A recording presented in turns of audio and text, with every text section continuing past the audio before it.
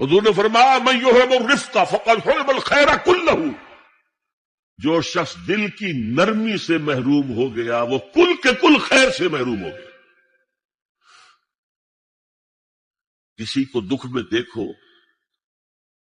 اور اس پوزیشن میں ہو کہ تم اس کا تم مداوع کر سکو اور نہ کرو، پھر تم چاہے مفسر ہو، محدث ہو، نیک نہیں۔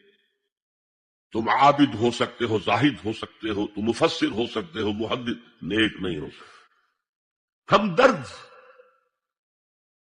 خنجر چلے کسی پہ تڑپتے ہیں ہم امیر، سارے جہاں کا درد ہماری جگر میں ہے۔